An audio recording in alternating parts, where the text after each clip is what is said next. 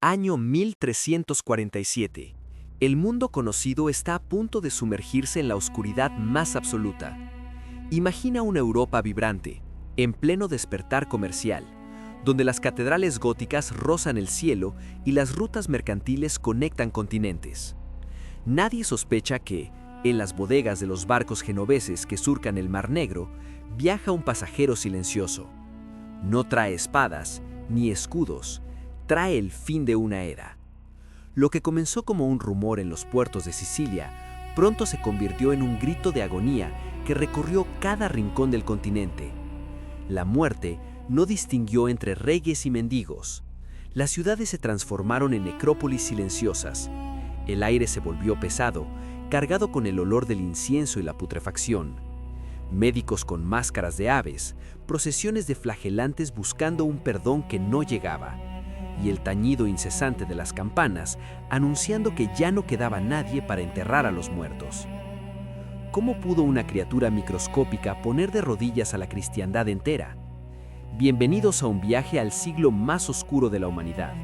Esto es, la peste negra. Para entender la magnitud del desastre, debemos mirar hacia el este. En las estepas de Asia Central, algo había despertado. El Imperio Mongol, la estructura política más vasta que el mundo había visto, facilitó involuntariamente el camino de la destrucción. La Pax Mongólica había abierto rutas de seda seguras, pero por esas mismas venas por donde fluía la especia y la seda, comenzó a circular el veneno. En 1346, durante el asedio de la ciudad de Cafa, en Crimea, los guerreros mongoles comenzaron a caer, no por las flechas enemigas, sino por una fiebre interna que los consumía. En un acto de guerra biológica primitiva y desesperada, catapultaron los cadáveres infectados sobre las murallas de la ciudad. Los mercaderes italianos, aterrorizados, huyeron en sus galeras hacia el Mediterráneo, pero ya era tarde. El enemigo ya estaba a bordo. Cuando los barcos llegaron a Mesina, los puertos se convirtieron en la zona cero. Los marineros apenas tenían fuerzas para sujetar los cabos. Muchos yacían muertos sobre las cubiertas, con manchas negras y bultos del tamaño de una manzana en las axilas y las ingles. Eran los bubones, la marca de la sentencia de muerte. La noticia se extendió como un incendio forestal, de Sicilia a Italia, de Italia a Francia y de allí a las Islas Británicas y el corazón de Alemania. En menos de 2 años, el mapa de Europa era una herida abierta. La medicina de la época, basada en la teoría de los humores de Galeno y la astrología, estaba ciega. Los doctores creían que la peste se transmitía por los miasmas, aires corruptos que emanaban de la tierra. Recomendaban oler flores, quemar hierbas aromáticas o, en los casos más extremos, realizar sangrías que solo aceleraban el final. Nadie miraba al suelo, a las ratas que pululaban en los graneros, ni a las pulgas que saltaban de los roedores a las ropas de lana de los habitantes. El enemigo era invisible y, por lo tanto, invencible. La sociedad medieval, cimentada sobre una fe inquebrantable, buscó respuestas en el cielo. Si la medicina fallaba, solo quedaba la penitencia.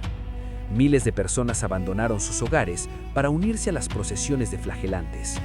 Hombres y mujeres que recorrieron los caminos de Europa azotándose las espaldas con látigos de puntas de metal, creyendo que su sangre calmaría la ira de un dios castigador. Sin embargo, estas multitudes errantes no hicieron más que propagar la bacteria a cada pueblo que visitaban. La desesperación mutó en paranoia. Si Dios no respondía, alguien debía ser el culpable.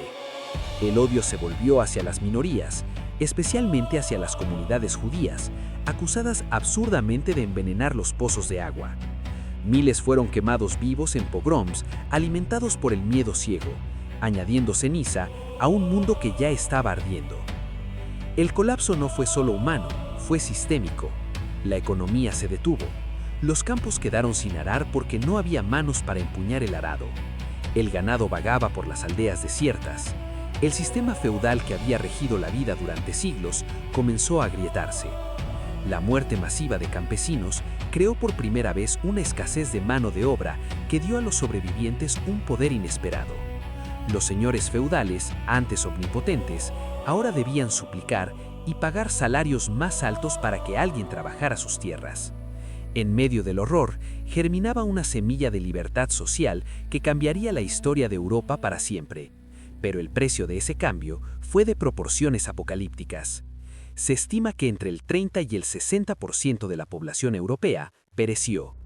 25 millones de almas se desvanecieron en apenas un lustro.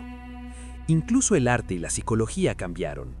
Apareció la danza macabra, representaciones de esqueletos bailando con papas, emperadores y campesinos por igual, recordándonos que ante la muerte todos somos iguales.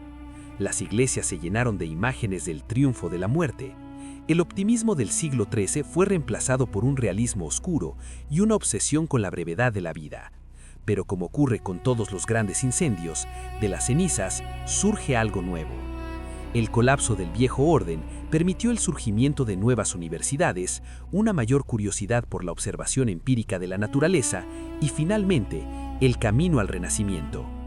La peste negra fue el trauma que obligó a la humanidad a reinventarse, a cuestionar la autoridad absoluta y a buscar en la ciencia las respuestas que la superstición no pudo dar. Hoy, cuando miramos las máscaras de los médicos de la peste, vemos un símbolo de terror, pero también un recordatorio de nuestra fragilidad.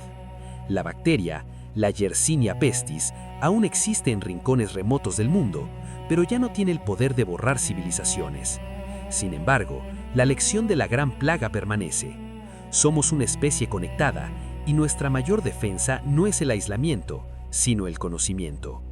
Europa no volvió a ser la misma tras 1351. El mundo moderno se construyó sobre los cimientos de ese cementerio continental, porque la historia no es solo el relato de nuestras victorias, sino la crónica de cómo sobrevivimos a nuestras mayores sombras. Gracias por acompañarnos en este viaje al corazón de la oscuridad. Esto es Historias Gráficas.